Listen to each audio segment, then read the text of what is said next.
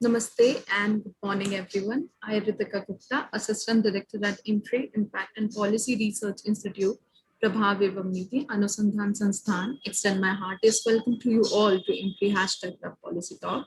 We are here for a special talk on practitioners' experiences in tackling the second wave in the Union Territory of Puducherry. The speaker for today is Dr. T. Arun, and the session is being chaired by Dr. M. Ramachandran. This session is being organized by Center for Habitat, Urban and Regional Studies at IMPRI.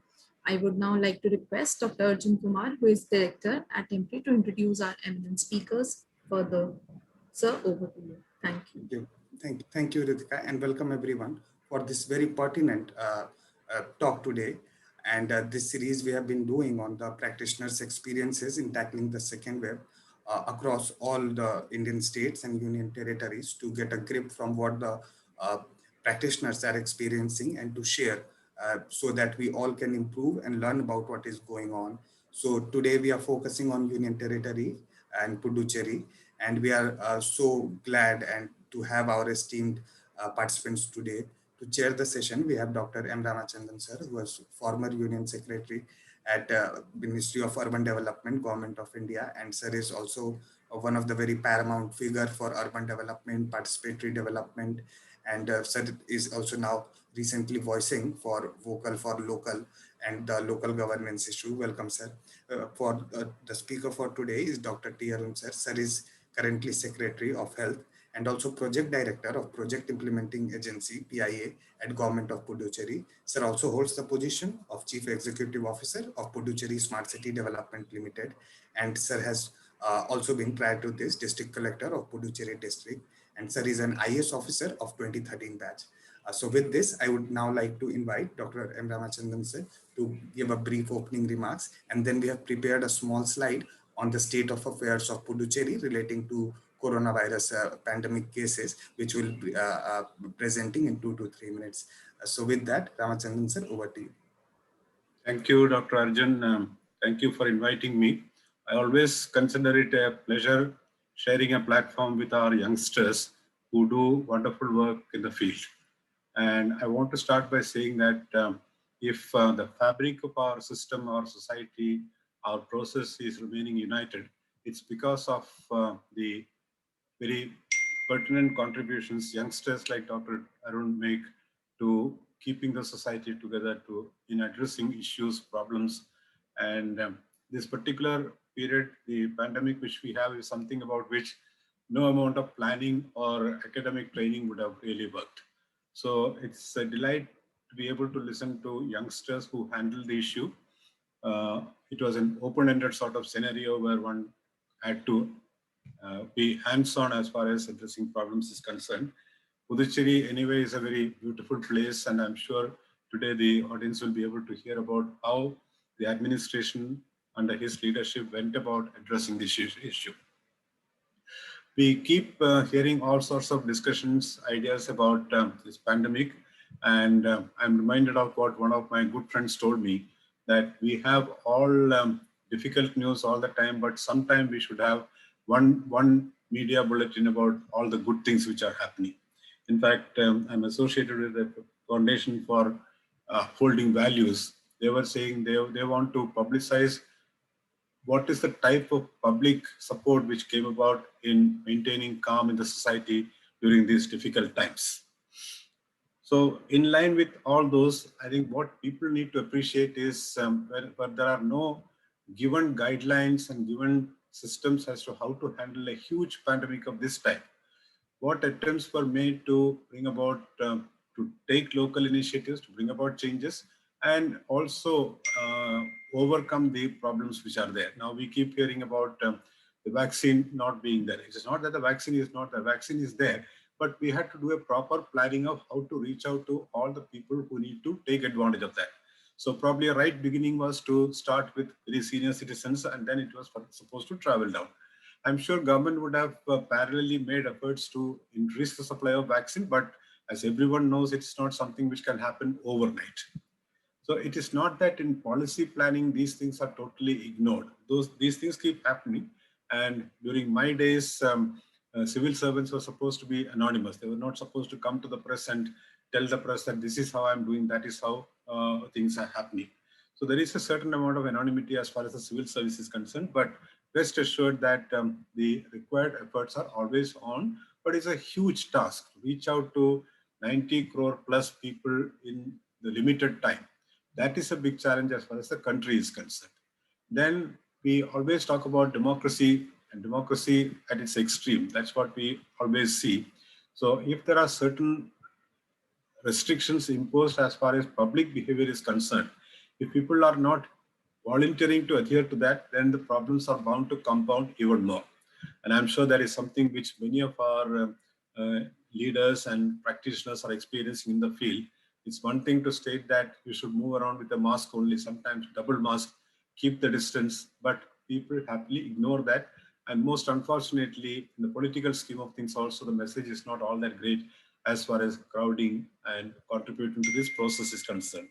So one can imagine the difficult circumstances in which a civil servant functions, because after all, the political system is there. One has to be accountable to that system also as far as day-to-day working is concerned. Of course, one can say you are bound by the constitution, but constitution does not really lay down how to handle a pandemic. So it's a current present day situation which has to be handled in the best possible manner. And what is important is you have to gain the confidence of the people. And that would make a big difference. There is nothing laid down about how to gain the confidence of the people. And I'm sure we are going to hear about that from someone who has handled the issue at the ground level, like Dr. Arun, the problems he faced and how he overcame. And I always believe from my district days that if the head of the district is able to command respect, confidence of the people, then half the problems are sorted out. And that is very important because, I mean, you are a stranger to the district and there are a large number of people. Puducherry, it may be small districts, but there are districts with 18 lakh, 20 lakh population also.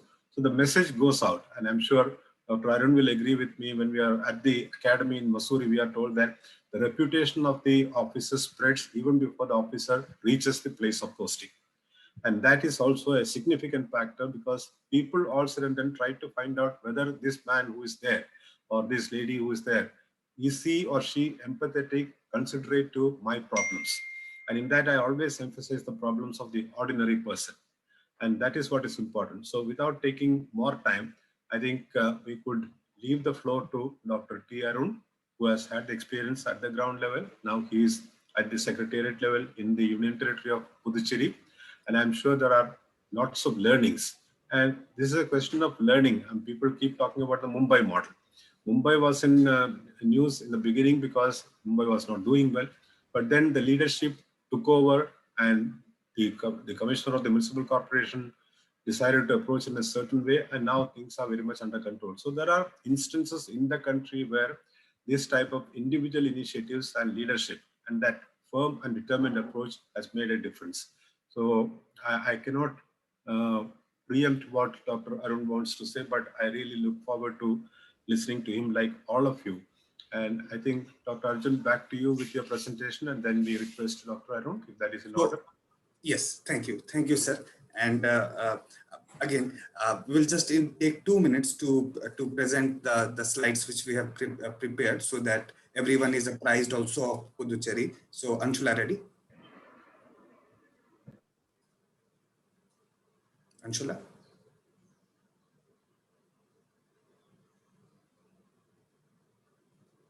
Anshula?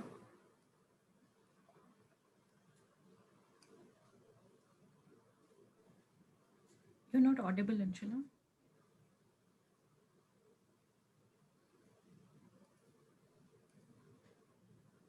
Yes.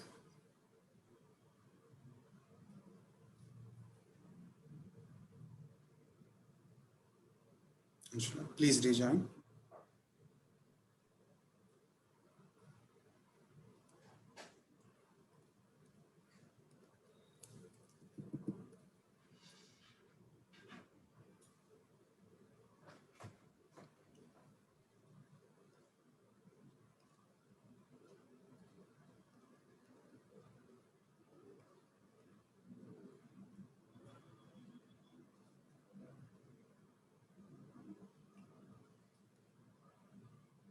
Anshula, are you there?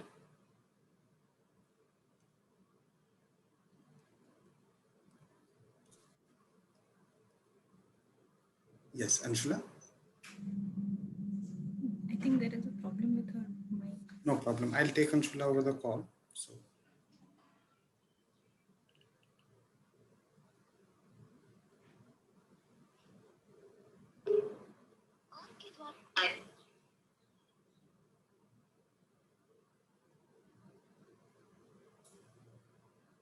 Anshula, can you hear me? Anshula, I'm calling you. Come over call.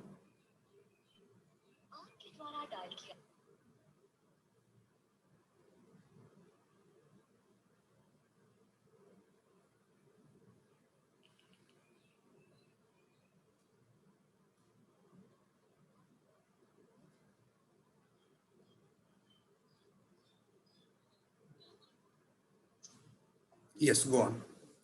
Anshula, yeah.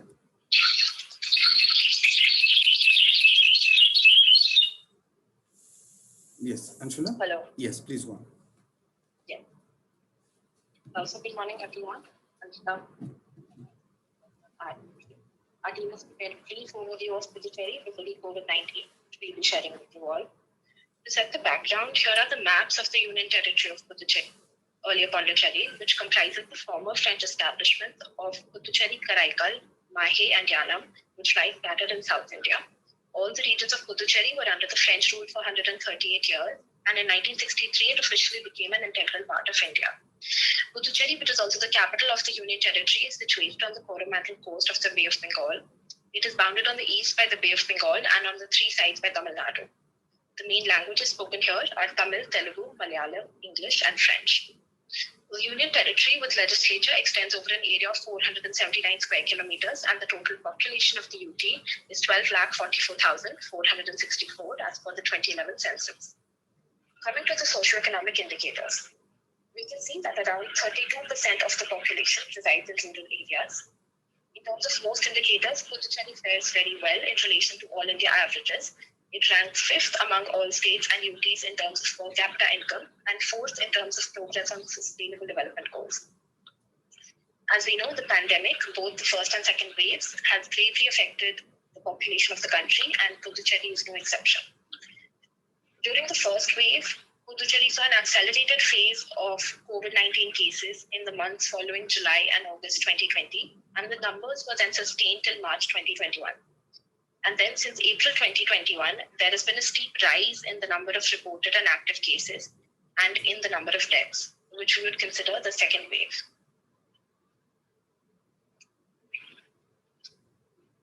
Yes. And then here we can see the district-wise number of cases and deaths in the districts of Puducherry, Karaikal, Mahe, and Yanam. Overall, as of 16th May 2021, we can see close to 85,000 total reported cases and 1151 deaths. We can also see in the move to address the rising cases that over 1.8 lakh first doses of vaccination have been administered in Puducherry, and the number of second doses is close to 50,000. These are the various state-wise lockdowns and curves, including in Puducherry. With that, the issues in combating the pandemic and second wave for the Union Territory of Puducherry remain vaccination, oxygen and medical supplies, and health infrastructure and manpower. And on that, we now look forward to learning more from our distinguished speaker today in moving towards a healthy and prosperous Puducherry. Thank you. Thank you. Thank you, Anshula. Today, not today, from last 3-4 days, a lot of glitches from the Zoom. So with that, over to Dr. Arun sir to give your presentation. Thank you. Thank you. Am I audible? Yes, sir. Yeah. Good morning to all of you, and it's in fact it's an honor to be here and learning from a very senior officer, Ramachandran sir. Sir, we used to get inspiration from you, sir. Thanks a lot.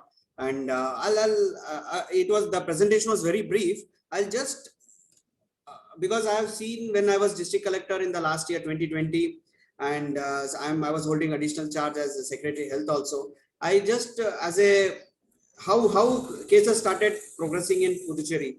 In brief, they had said, but I'll just Say when the government of India announced it as a pandemic, when the national disaster on March 14, 2020, but our first case we got it in March 16th, 2020. So after that, since there was a series of lockdowns, of course, from starting from March 24th, April 18th, April 15th, again May 1st, May 18th. So later from June part, there were unlocking phase. So when the cases were under control, and I can recall, Pondicherry was one of the first few states where we started border checking.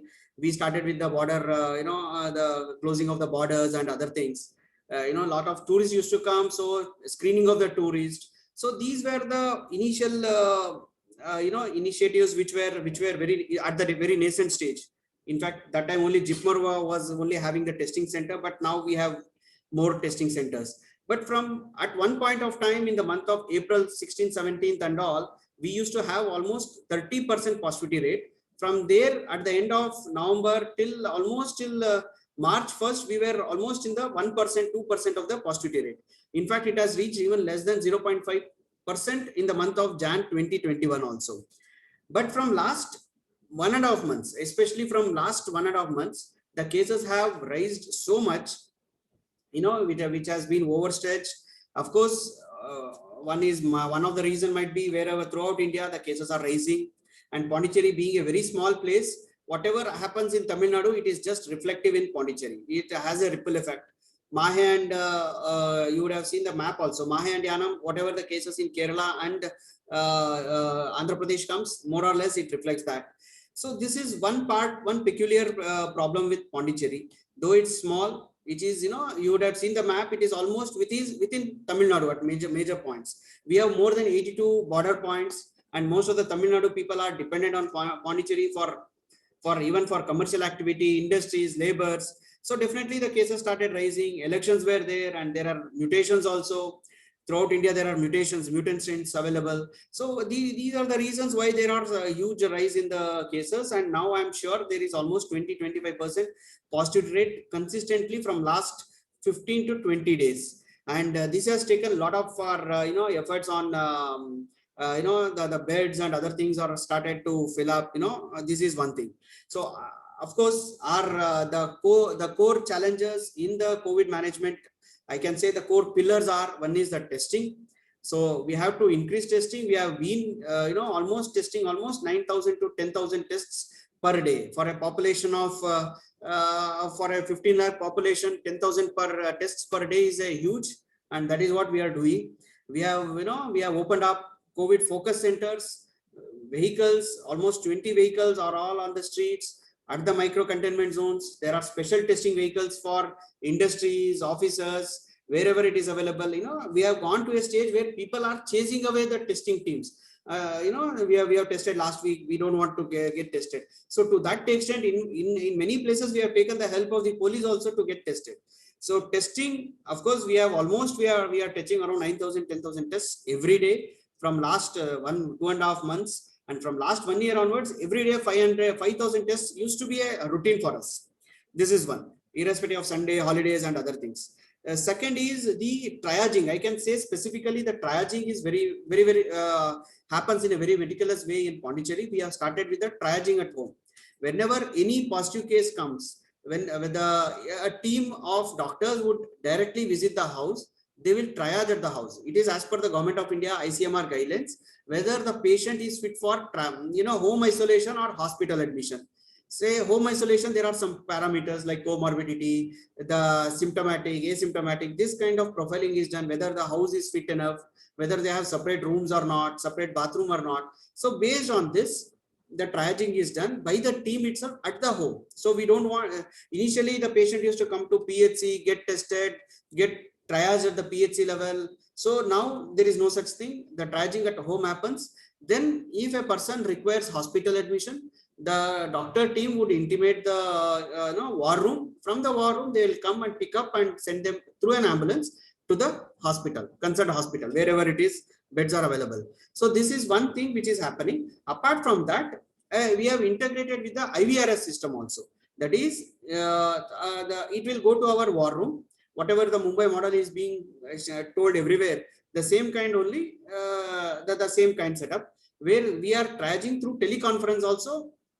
Whether he is fit for home isolation and all would be reconfirmed at by the war room, by the IVRS, thanks to one NGO, Step One, who had come forward for this. So it would be reconfirmed on the day 1. Doctors speak to them apart from the home triaging.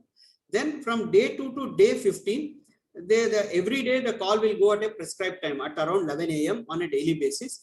And later, if the call is not received or if the symptoms is escalated, it would be it would be active. The health team would be activated and they would be sent to the concerned person. So some of the message was asked here. What is triaging? Triaging is nothing but whether the patient requires hospital admission or home isolation. This is what is called triaging. So this is what we are doing is at the home level. Team health department will go to the home and do this triaging. So this is one concept, and later on reconfirmed through IVRS method, through the doctors through teleconference, and then from day 2 to day 15 it is through phone calls. They would be monitored, and every day the Anganwadi workers will go, they will check their pulse of saturation and other things. Whenever any symptoms are getting escalated, they would be sent to the hospital. This is what is home triaging concept. And we have, this is what is this, in fact this was even presented to the we got e-health awards and others. It was also nominated in Smart City award somewhere else, 2-3 places because of these IT initiatives. And as far as and most important, what we felt in this second wave is ramping up of the infrastructure. From last year, we have almost ramped up 3 times the we made a projection. So almost 3 times the hospital beds and oxygen availability has been increased. For example, at IGMC is one COVID dedicated hospital. We had 3 ventilators last year. Now we are having almost 65 ventilators. 20 ICU bed, 20 oxygen beds were there. Now we are having 300 oxygen beds, and we want to convert the entire 650 beds into oxygen beds in that hospital. So we came out with a project called Project O2, also called as Uyir Katru project. It is nothing but the oxygen project. So where we have involved the CSR, the company CII, the industries and other NGOs and Rotary clubs and other things. So with them, with their help, we are ramping up the oxygen infrastructure. As of now, we have saturated all the government establishment in creating the hospital oxygen supply. Last year, with the help of Government of India, we were able to get 6 PSA plants for us to each regions. And I'm happy to share that the regions are now sustainable only with the help of the PSA plant, which we were able to get, which we planned and we got it. And because of that only we are able to manage at the regions levels in this second wave. Apart from that, to the CHC level, we have established a PSA plant.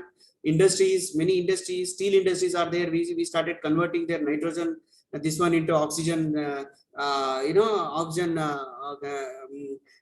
PSA plants and all. So with that, we are able to,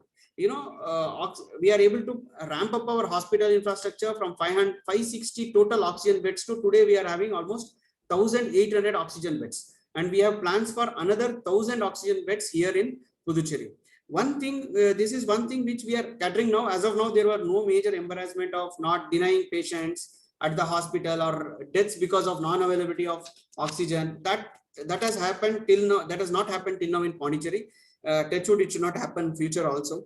And one thing which I can share is, of course, we have ramped up, but a lot of cases, almost 40% of our admission today, if you see out of 1,700 beds, maximum beds have been occupied by almost 40% is being occupied by the Tamil Nadu patients.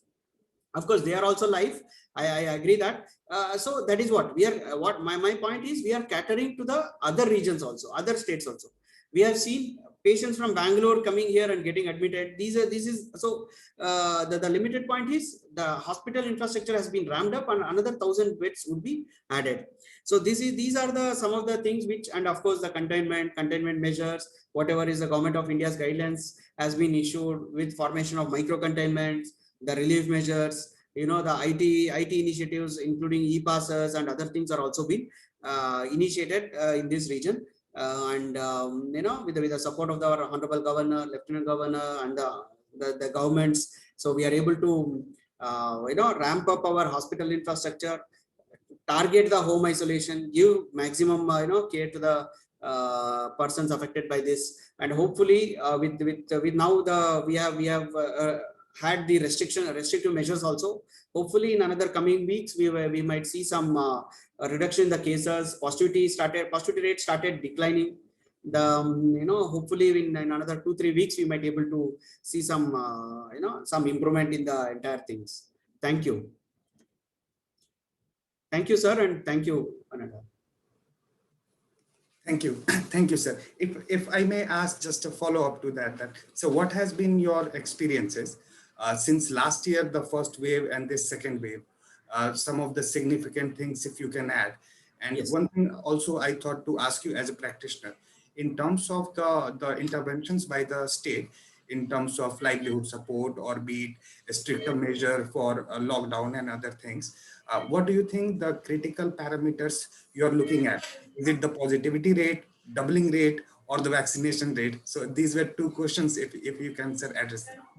Yes. So number one, with respect to the the experience, the first wave, the people's people's response was very positive because of course throughout India, which a very strong lockdown they started in the first wave in the from March 24 to April 30. Almost all the economic activity was closed down, and whether it is right or wrong, that is not the debate. The thing is that has set a mindset at least for next 4-5 months. Whenever unlocking started, whatever the administration used to say, I still remember when the first case come, we closed down the entire area for almost barricaded was done for that entire area. Now with the second wave, that is not going to happen. People are protesting even at the ground level. Even closing down a single street is also becoming a challenge now. Last time the entire area was closed down, people are also were responsive. People were appreciating that. In fact, I still remember when Can you hear us, Arun, sir? When the first case was discharged, even community was not willing to take the patient. We put him for 15 days in a particular hotel, and then we sent him, even after getting two negative tests. But now the condition is different. Even patients started roaming around. Whatever we do, the measures, the containment measures are also not up to the mark everywhere. And of course, here also the more or less the same kind. The people's response is totally different. Second is, in the second wave, we have a very good instrument, that is the vaccination. We should promote vaccination. Patient above 45, fortunately or unfortunately, there is there is some sort of a hesitancy, reluctancy is there. If we are able to vaccinate all the people, we could have not seen this much amount of cases throughout India also. Maybe by March end or April, if you could have vaccinated all the comorbid and 45 plus age group. But the reluctancy is so severe. And here we had a Tika Utsav also. In the during the Tika Utsav, the peak was almost 15-20,000 per day we reached. But suddenly, death of a popular leader, the entire vaccination drive stopped here in in Pondicherry and also in Tamil Nadu area. So these are these are some of the things which there is a huge difference. But as of now, the vaccination is one thing which is available. Simple tasks like mask, social distancing can really help the people. This one. Second is you asked one more question. I forgot.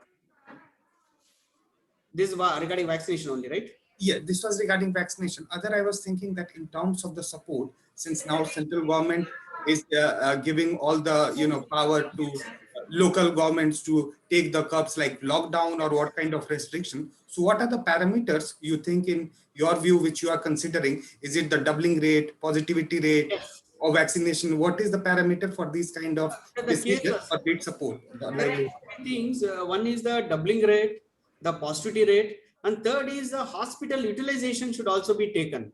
Because if you are having sufficient beds, then even the higher positivity rate is not a problem. But when the hospital infrastructure is not up to the mark, even getting less cases also would be a very tough this one. So that is one. And our surveillance should be very active. Means the people should go to the field. They should ask for any. And recently, I have seen more deaths because of the late admission. So what we have done is the active surveillance has to be ramped up. Means the person has to go to individual house, ask for symptoms. So there also most of the time the symptoms, generally the households would deny it, saying I'm fine. That kind of hesitancy, reluctancy should not be there. So it is very tricky. The more containment, the more things the patient will have more fear on COVID. They will not disclose symptoms and they will come late to the hospital for getting admitted. At that stage, with breathlessness and all, it's very difficult to, they may not be getting major things. So these are some of the tricky issues which we are all dealing with it. And as far as vaccine, one of the question is about the vaccine demand and supply for 18 to 45. Only with, though the May 1st was said as the vaccine initiated, but we could not initiate on May 1st. We received only 2 days back the 30,000 doses, which we would be starting from tomorrow onwards for 18 to 45 age group. Above 45 age group, there is no problem with the vaccines. There are sufficient vaccines available, and we have almost a stock of 1.2 lakh with us, so we can continue our intensive vaccination. So for above 45 age group. Thank you. Thank you. So one more question I'll just add, since to gain from your experience, then we'll go to Ramachandran sir to have his insights. Southeast Asian countries, China, US, they all have focused so much on, I would say, census kind of testing, that you lock down the city or lock down the area and do census testing. You test everyone so that the Yes. tracing is strong. And also in Yes. terms of vaccination, be it China, other countries, even now US is giving some dose or gift card or other things. So do you think if we have this kind of approach for Puducherry, that we have mass testing and massive vaccination drive, that within 1 month in Delhi, we are saying, the chief minister time and again, we will do all the vaccination in 3 months. So do you think with a reinvigorated thrust, within a month or 2 months, the whole of Puducherry can be safe, and whether this is feasible? Yeah, this is feasible because the population is small, and we can in many places it has been tried. We are also in that mode only. In fact, today also we had a special camp. We have taken up more schools for vaccination centers and all. All those things are being tried, and we are also planning for that kind of a vaccinate everyone. Something like with a sloganeering, we want to vaccinate everyone. And at many places, they have started with the door-to-door vaccination also, which we don't want to start it now, because usually even one death or one allergic reaction, anaphylaxis would spoil the entire momentum. So, and since it's a small place, Pondicherry, we have a very good infrastructure. We have almost 30-40 PHCs at the ground level itself. So sub-centers so we want to use the existing infrastructure and mobilize the people for this, and vaccinate as much as possible. So something like that which we are planning on this. Thank you. Thank you. I'll go to Ramachandran sir to have his insight and interaction with you. Sir, I would also like you to cover this point, since sir also highlighted the urban centers, those who are well off, the nearby, as sir was highlighting, people coming from Tamil Nadu, Bangalore, also to the infrastructure of Puducherry, also leading to confusion. How do you see this urban governance conundrum also to move forward, as resources are limited, be it vaccine or others, and life is important, as Dr. Arun also highlighted. So maybe, sir, you can also reflect that how to go forward, and sir, your points to Dr. Arun. Over to you, sir. Okay, first of all, thanks to Dr. T. Arun for sharing his experience with the audience. These are all confidence-giving exercises. I just wanted to ask Arun, are you a medical doctor or? Yes, sir, medical doctor, sir. Okay. It's my firm belief that a medical doctor in the service during times like this can make a big difference. I always talk about one of my colleagues in my cadre who is an eye specialist, medical doctor, who was a district magistrate, who used to hold camps for eye testing.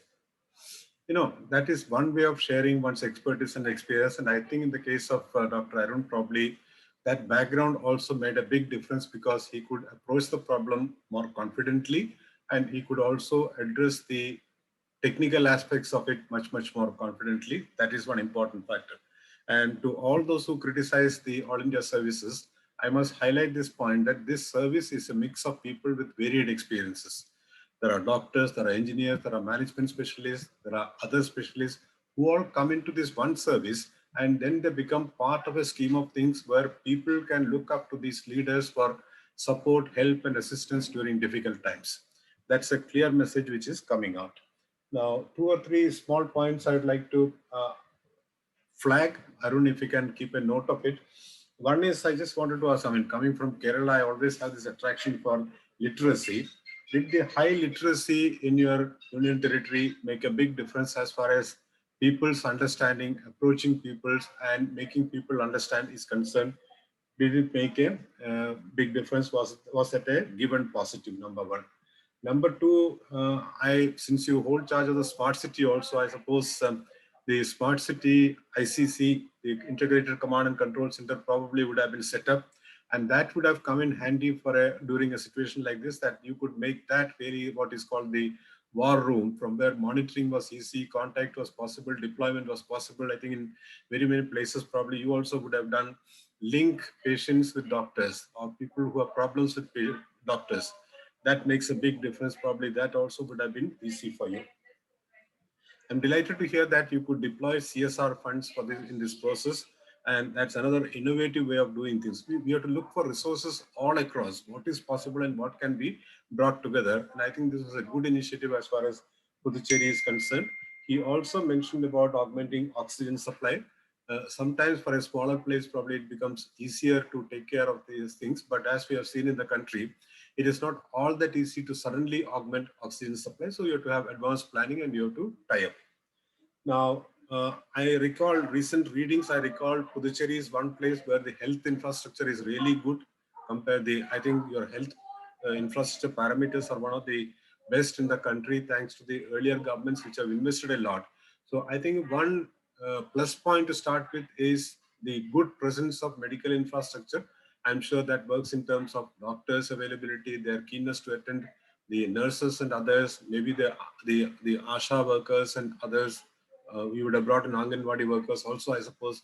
So I think the group available to you was slightly larger compared to various other districts in the country, which you could effectively deploy, and you could address this problem in a much more proactive manner with confidence. And that is one lesson which emerges from Puducherry, that if you make sound investment in health infrastructure, which everyone is talking about, then you have won half the battle, so to say. And that is important in today's scheme of things. And if the government systems are not sufficient, how to bring in the private systems and take them forward together. That's also an important factor. Coming to the point flagged by Dr. Arjun, as mentioned by Dr. Arun, Puducherry is placed in a slightly different way, in the sense that the main part of Puducherry, it's in a way an extension of Tamil Nadu, or it continues into Tamil Nadu. You cannot really stop people except during very tough checks, border checks, that why are you going inside? But the culture there also is such that we keep moving this way and that way. And it's something which cannot really be checked. So hats off to them if they have been able to entertain people from the outlying areas, from the Tamil Nadu area also, maybe because they have more faith in the health infrastructure of Puducherry. So during times of crisis, that is something which probably cannot be stopped. About the other two places, Mahi in Kerala and Yanam in, I think Yanam or Karaikal in Andhra Pradesh. Yanam in Andhra Pradesh. These are very small pockets, but they also would have had their own problem. Mahi, I remember, one has to pass through Mahi from the northern part of Kerala to go to the southern part. I suppose it is still so. So you cannot have restrictions in places like that, but the chances of exposure become even much larger in places like that. And with a small group of people, it becomes difficult, because the neighboring areas who have bigger authorities will ask, who are you to stop me, or who are you to check me? This is possible. So that's also a study by itself possible, as to how, being a small place, how they could first address their problems and at the same time not annoy people in the neighboring the geographic limits, because they are dependent on very many factors for the other area also. So you cannot totally close up. So there is a lesson by itself as far as this is concerned.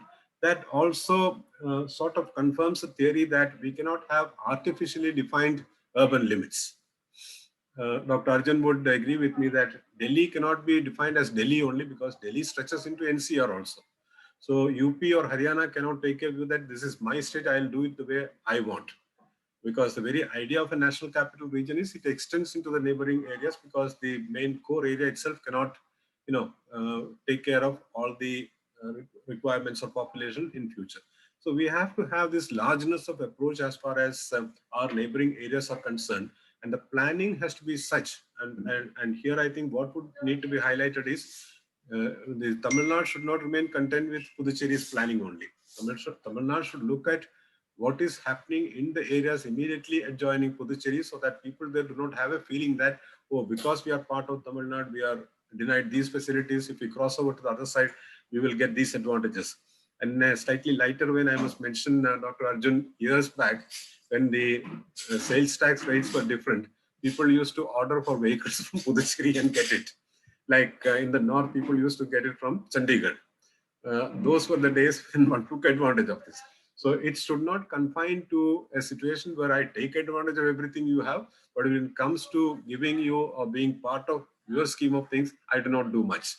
So the peripheral areas, which may not be part of a city itself per se, those issues have to be addressed. I had once highlighted this issue when Telangana was created. Telangana's bordering areas with Maharashtra. No one can say that because there is no town or city, I will not pay attention. I mean, people on the other side on Telangana, on this side in Maharashtra, both have to have good facilities.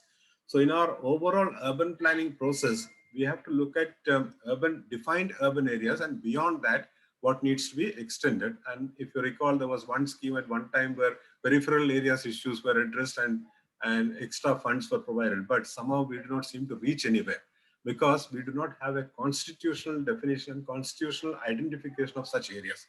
And that is one important point which we need to take note of. We cannot, deny, just because there is a line saying that this is the city and that is the village, we cannot deny people the privileges or facilities. That's one important factor. And I think when we draw up lessons learned from this pandemic, we should be able to list all these, and we should be able to compile the experiences of people who handle problems. Now, Arun probably may not want to say too much because he's part of a system, but the investment made in health infrastructure made a difference. He will have some viewpoint about the investment in the state of Tamil Nadu. Though Tamil Nadu also, health factor-wise, there is a very proactive principal secretary, and their systems are somewhat more active. There is no doubt about that. But I don't know whether Dr. Arun would want to comment on this, not as a criticism, but what would be, Arun, your viewpoint on governments investing in health infrastructure? And what is it that you have learned? Because Puducherry has done well in investing in health and related facilities. What were the plus points which you could notice as far as handling this pandemic is concerned? Because we have to be prepared for situations like this. I'm not saying this will repeat, but we have to be prepared for situations like this, because this was one learning experience. All our disaster management experiences, they were essentially confined to heavy rains, drought, floods, and things like that. Pandemics, we really were not catered to. So I would leave these two questions for Dr. Arun. After the response, let's see how to take it forward. Back to you, Dr. Arun. Yes, sir. Thank you, sir. Thanks for your inspiring words. And those were, as you said, sir, investment on health and education is the core. Without investment on health, fortunately, because as you said, the previous governments, both in Pondicherry and Tamil Nadu, and of course in Kerala, sir, because I worked in Kerala, Kasaragod and Kanjangad places, deep interior. The health infrastructure is too good. I was in a Kanjangad place. Even in 2008, there were CT scans and MRI in those places. That cannot be found in major cities I think in most parts of the India. So only with the existing healthcare infrastructure, we were able to manage the first wave, sir. With the second wave, whatever we have done is ramping up. We have taken over the medical colleges. We are putting more and more oxygen things. These are all the secondary thing. But as such, the infrastructure is very, very good. Just a simple numbers, I will say. For example, a PHC, as per the Government of India guidelines, for a 30,000 population, there should be one PHC. But when compared to Pondicherry, it is one PHC is there for every 8,000 population. So there is a better coverage, better healthcare infrastructure. There are 8 medical colleges in Pondicherry in a small area. I'm sure even in Kerala also the same thing. So these have come to our help in a very big way. We are able to manage, of course, not even till now, sir, even in the peak of this, we are not able to deny a single case of Pondicherry. Forget about Pondicherry, sir, even from other places also, from Tamil Nadu also. We have not denied a single case only because we have a very good infrastructure. Of course, we want to improve it further. That is the reason we have gone up to the level of CHC to have an oxygen plant. You know, it is very, very tough. We cannot imagine also. You know, when in the last year, I remember when we in the VCs and all, when we used to demand for PSA plant at CHC level, they were questioning why for CHC. These were the question that time they were asking. But we said, since we have saturated all our district hospitals and major hospitals, we want at the PHC level. Fortunately, that time there were no major demands from many states. They gave us. So, and even at dental college, we have put a PSA plant. So the health infrastructure has come very, very handy in this time. And I reiterate, sir, there is no question of doubt that investing in the health and education would be really helpful even for future. And I think other states should also, maybe most of the other northeastern. I worked in Mizoram for 3 years. You know, we did not have a single ECG machine in our district hospital. We used to, through our RKS fund only, we purchased our first ultrasound machine, first ECG machine. So investment on the health is a very, very crucial in this time.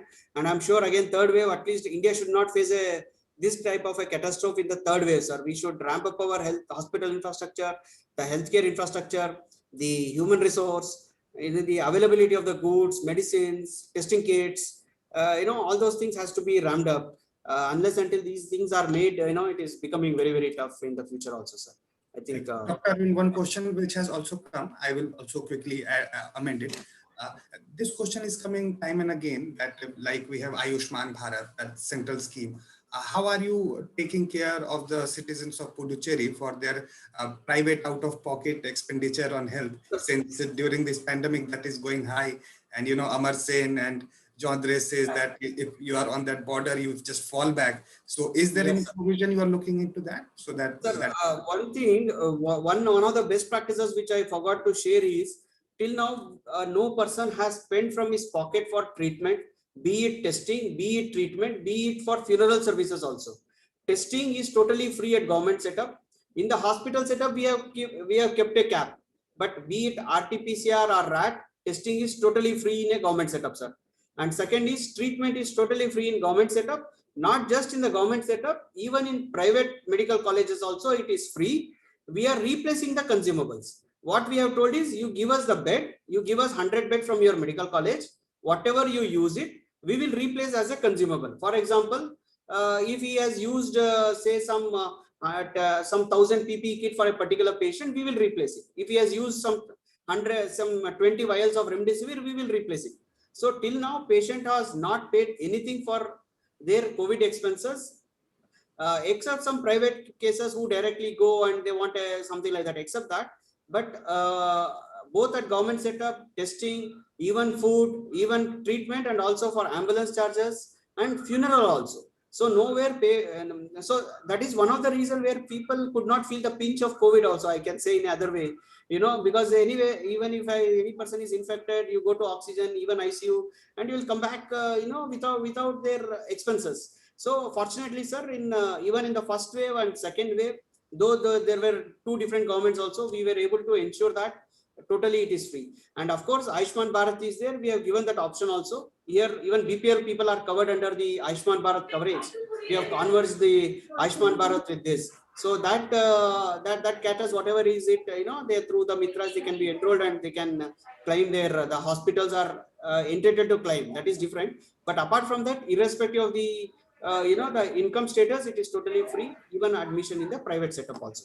So, sir, this consumables, has it been done with the CSR funds, as you were suggesting? No, it is not through CSR fund. Okay. We buy consumables for hospital setups, for government setups. Say we get some remdesivir. If a patient is admitted in a private setup, we will replace that medicine. We will give the consumables. Only we will use the existing private hospital infrastructure and hospital doctors, we will use it. That's it. All other things we are replacing to the setup. So there is saving of establishment. So patient doesn't pay anything. So entire thing would be replaced. Right. So right. it is totally free. At the end user, it is totally free for the patient. Great. In fact, in North India, hospitals asking for 2 lakh, 3 lakhs, then even I they're know. hearing, yeah. So that's really a good model. We really congratulate. Ramachandran sir, would you like to add anything? I think Dr. Arjun, I just wanted to come in. Listening to Dr. Arun, sometimes we say, no, small is beautiful. So that territory is small. So the focus has been there, and luckily they have the benefit of good resources also. And enlightened political leadership at some stage, they allowed investment in health, whereas many of the, especially northern India states, they think that money has to be spread all across. So in that process, health and education get much less of an education without reaching a certain level. When Arun mentioned about ECG and all that, I was also thinking, we created those 3 new states and I happened to work in one of those. And the state had the luxury of resources. The state wanted to reach out all this modern equipment to the remote parts of the state. Those were provided, but there were no people to operate it. There were no doctors who would want posted in rural areas, and the required electricity was not there all the time. Like today we hear about the digital technology. I think it was Meghalaya or some such state which said there is no connectivity in the remote parts of the state. So what is the point in talking about technology as the facilitator? So we always do not succeed in matching the two. And I think Dr. Arjun, for your study, this is a classic case where one, resource availability was a good factor. Two, enlightened political leadership allowed investments to happen in the health sector, which has come in handy today. And three, the largeness of approach, like Arun mentioned about various factors. People didn't have to crib about where will I find the money, how will I spend it, how will I take care of it. When we look at unfortunate deaths happening, when people dying outside hospitals and things like that, what have we come to? Most unfortunate. It's a sad commentary on our scheme of things and sad commentary on our state of affairs that we just have not been able to provide for such people, at least to have treatment, a proper treatment. And here is the other extreme. So I don't know whether sometimes small is a workable arrangement and small states. Can you work out a theory that small states, if they are resource rich, or if they have the advantage of resources and the right type of enlightened leadership, those can make a big difference as far as these fundamentals are concerned. We cannot afford to wait for another 10 or 20 years to have these basics in position. So it's a question of the will being there and execution happening rather than money being wasted, as I said, by sending equipment to far off areas which will only start rusting in such areas. There is no point. So we have to work out methods. I mean, we could always have operators who could be sort of engaged from outside the sector, who could come and operate and who could be given a payment. There is no such thing today as that any government equipment can be operated only by a government functionary. So in times of necessity like this, can we think of things like that? So I just wanted to flag this point back to you, Dr. Arjun. Yes, sir. Thank you. In fact, we measure ease of living index for all the smart cities. And I think this access point really remains, as sir, you highlighted, one of the most important, and people feel it. So going forward, Simi has a question. Simi, please be brief and quick. Please. Yes. Thank you, Dr. Ramachandran and Dr. T. Arun for your presentation. And Dr. T. Arun, I must congratulate you for the inspiring work that you have done and you are doing. The way you have deployed your staff, your energy, etc., is very motivating.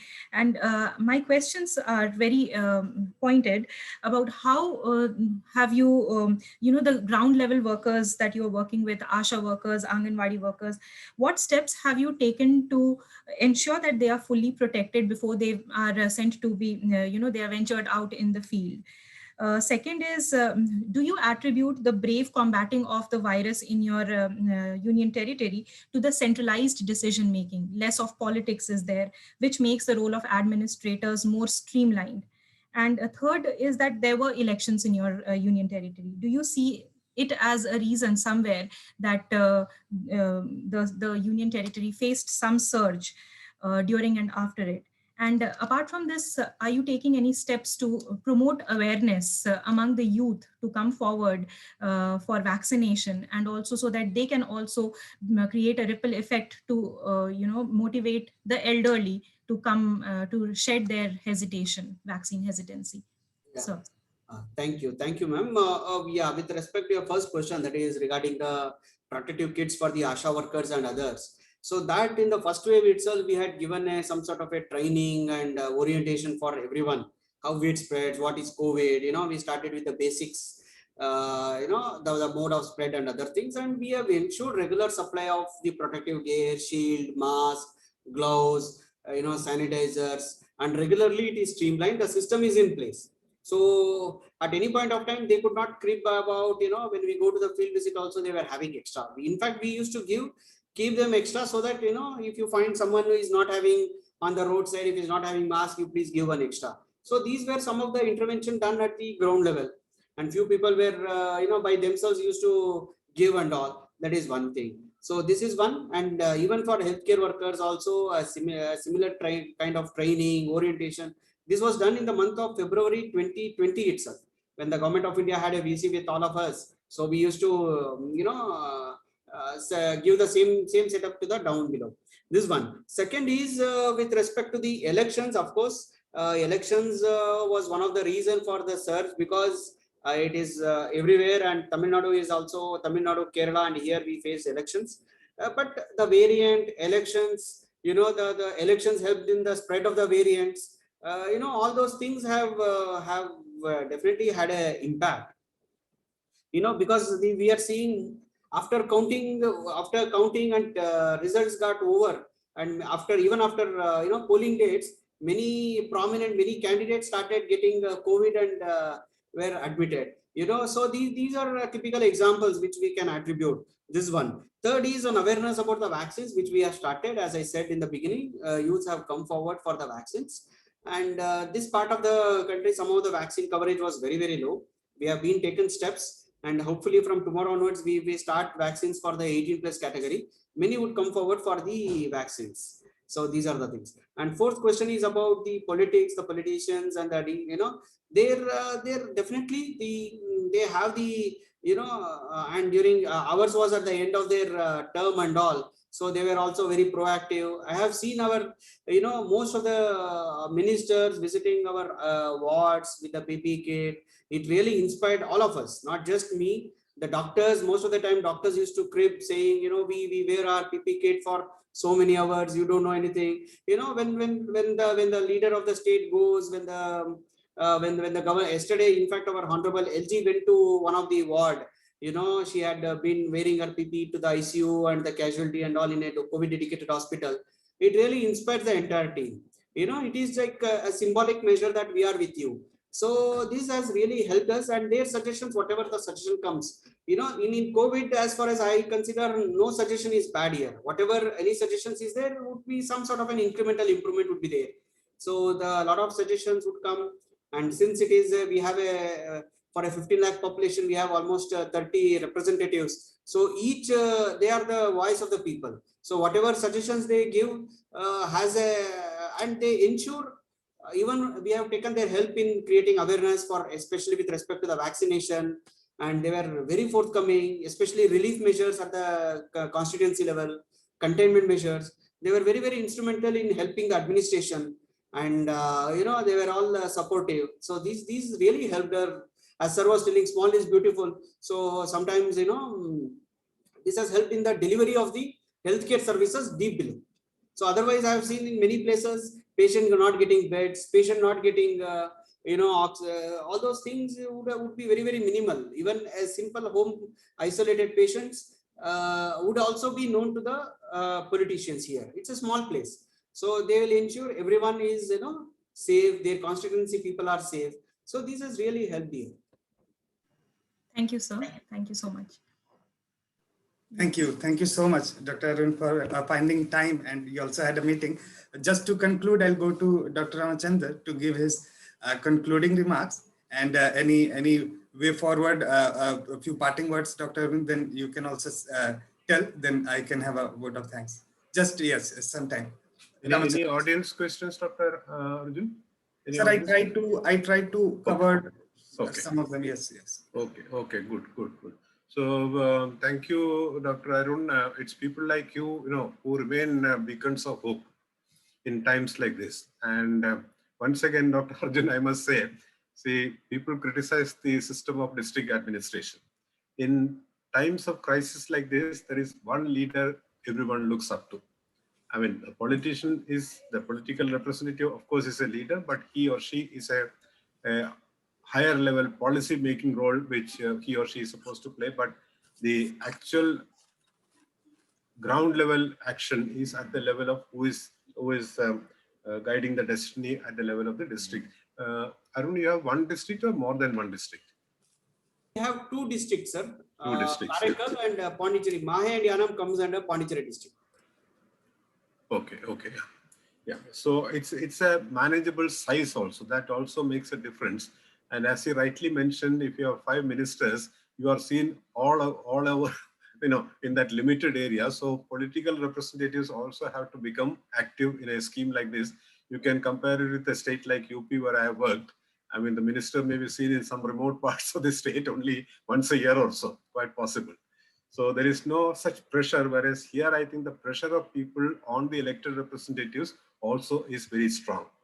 I know you used to have a lieutenant governor who was very hands-on. The lieutenant governor herself was like a hands-on head of the district. So in smaller places, this is the issue, and combined with if Puducherry did not have the advantage of resources, then the problems would have been much more severe, and there would have been more issues highlighted. So that also became a positive factor, and being proactive made a big difference. And I think the facilitation also made a big difference. That is the one lesson. If Dr. Arjun, if you are carrying on with these studies and if you are getting things to be highlighted, I think this is a case study in itself where, see, you can have good resources, you can have good ideas and all that, but if they are not put to use, it's of no use. People will still complain that what is the use having a hospital or a doctor close by, but when I have an issue, this is the problem I'm facing. So it's also the best example would be Delhi in that case. Exactly. Yeah, exactly. They talk so much about Mohalla Samitis, this, that, and all that. And I think Delhi has the advantage of national focus, and also resource-wise also, I think Delhi is well placed. So many things could have happened, but unfortunately, sometimes politics or other factors tend to dominate, and in the process, people suffer a lot. And can you imagine a city like Delhi, which has the best of medical facilities in the country, and then having problems like this? And about oxygen supply, I mean, is it only a point to be discussed in the media? I mean, anyone organizing the system should have anticipated what is the oxygen requirement, where can I get it from? If I cannot get it from my own territory, if there are no facilities, I should have good relations. Arun might have seen, district magistrates, collectors getting in touch with their colleagues in the other state and asking for help, and they facilitate the oxygen or whatever it is, it comes, provided there are no interstate restrictions. So it is possible. That is one beauty of the All India services and the interactions which they have. So all these are possible. Let's not forget the human factor in all these things. Let us not be confined to politics only. So that's also one lesson which is emerging. And of course, there is a larger question of the behavior of people during elections, especially the so-called leaders, whether it was appropriate or not, whether it contributed to the process or created more problems. That is a larger issue to be debated, which probably may not take place at this stage. But the beauty of democracy also is that you have to have elections in a certain periodicity. How to overcome that, or what other methods to adopt, probably that's also one lesson which will come out of this pandemic. Like some of the European countries, can we have a system where we sit at home and cast our votes? There is no need for huge meetings of the time. We already have the visual media as a medium available. So why not resort more to such techniques during these times? These are all lessons, I think, which will emerge out of this once we are over with this pandemic. Those are the few words I would like to make, and I would like to comment, as Dr. Simi said, remarkable work. Individuals do this work, and individuals do not always get recognition. But individuals being given an opportunity to highlight how they did it, what they did, that makes a big difference. I'm reminded of the adjoining district of Delhi, Gurgaon, where the development authority had invested in buses, but they took advantage of the buses to reach essential supplies to different parts of the city. So these are all methods which you employ during times like this, when the city buses were not moving, were not allowed to move. They used those buses to take provisions to different parts of the city, and people knew that today my bus will be coming in this area, I can go and get my provisions. So there are different methods which can be employed during times like this, and those make our system vibrant and beautiful, and those demonstrate the keenness of the government to be of help to the people. That's a big lesson which cannot be stated in simple words. It comes out of this.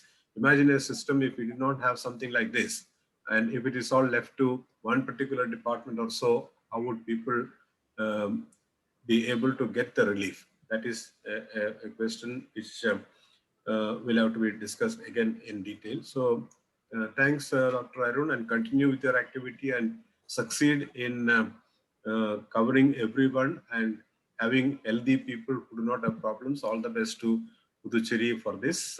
And thank you, Dr. Arjun, for taking up a topic like this and enlightening people as to what is happening. What is important is we should learn what is happening in the north, south, east, west of the country. And I suppose if there are some administrators or leaders listening to these webinars located in other parts of the country, they should be able to learn. It's always possible. It is the initiative which is required, and that can take us quite far as victory is concerned, if I could call it victory, and that is possible. But if we remain confined to saying that, no, I have nothing to learn from others, then we will be left with whatever inconsistencies, drawbacks we have, and that is not the right way of serving people. So thank you very much for this opportunity, and all the best. Back to you, Dr. Arjun. Thank you, sir. Dr. Arun, thank you so much for finding out time. Lastly, for the parting words, I would ask you that what would be your suggestions to your fellow All India services officers, and also to district and local administrators, and also those at other states, 2-3 parting points or the things which you'd like to highlight for all the practitioners? Okay, first and foremost, thank you for this wonderful opportunity, and my sincere thanks to Ramachandran sir for sparing his valuable time with us and inspiring us a lot. And especially I learned a lot from him today while discussing with him. And as sir was telling, it is the service, the service, and I think one of the question was also related to question related to service only here. So the service was able to, the entire bureaucracy was able to manage this crisis, I can say, the All India services and all. And we are very fortunate that at least we had an opportunity to be here and opportunity to serve the people. And of course, all that, and you are coming to your question, I think every district is, as much as possible they are doing, and I have seen some of the best, best examples from Kerala, also from Maharashtra, in other places, even from Northeast. So most of the district collectors are into the job, and they are doing their, what best they can do. And even as we have our own WhatsApp group, collectors group, and other group and all, our batch groups, cadre group. So everyone is on the job, and as much as possible, either in one way or the other way, being, even if they are not directly involved, they are made as a nodal officers for a particular activity, say oxygen and other things. They're trying to do their this. Specific suggestion for others, may not be required, but they're all doing their great job as much as possible. And I'm sure, as a service, as a country, we will overcome this, the tough time, and hopefully the third wave will not be as catastrophic as this second wave. And we will ensure, as a service, we will try to, whether rebuilding the nation or rebuilding the infrastructure, whatever it is, we will try to, win over COVID. Thank you, sir. And being a medical professional, being at the job at this time, it's so important, and we feel so privileged for you to lead us, especially for Puducherry. Sir, this is not for any practitioners, but what keeps you motivating despite such a tough time and being so positive? Yes. No, nothing like that. It's the work, no? Simple. If our actions are changing the lives, saving the lives, what more is required? That is why we are all into the service. Of course, I just compare with the medical professions who are undergoing. It is very tough time. Even my own wife is also working as in Jipmer with general medicine. She goes early morning 7 and comes back at 3 with PPE for whole 8 hours, without food from morning breakfast, no lunch. So we are not, ours is far more better than the doctors and the nurses who are on the ground. Their work is tremendous. In fact, we just make policy, we just enforce, give orders and ask them to enforce. But imagine their work, So everyone as a team, everyone has to work, the policeman, the revenue officials, the collectors, the SSPs, everyone is on the job. So, it's a team that is what is finally that is delivering now, Thank you. Yes. And Team India, we should really overcome this. With that, I hand over to Simi to propose a vote of thanks. Yes, Simi, Yes, please. thank you.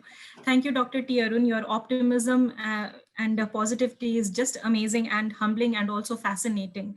So as Dr. M. Ramachandran has mentioned, that enlightened political leadership and administration, it actually brings a lot of delight, joy, and prosperity to the lives of the people. And an example of this is the Union Territory of Puducherry. Under the excellent leadership of Dr. T. Arun. So congratulations, sir, for being a beacon of hope in these grim times. Thank you, Dr. M. Ramachandran, for sparing your time and for your excellent inputs and sharing this session with very rich discussion. Thank you, Anshula, for the presentation. Thank you, Dr. Arjun, for moderating the session. And thank you, everyone, for joining this. And this was a very, very illuminating discussion. I hope that you stay safe, and I wish all safety and good health in the times to come for all of you. Thank you so much, and wish you a very good day. Thank you. Thank you. Please take care. Thank you. Thank you so much. Thank you. Thank you.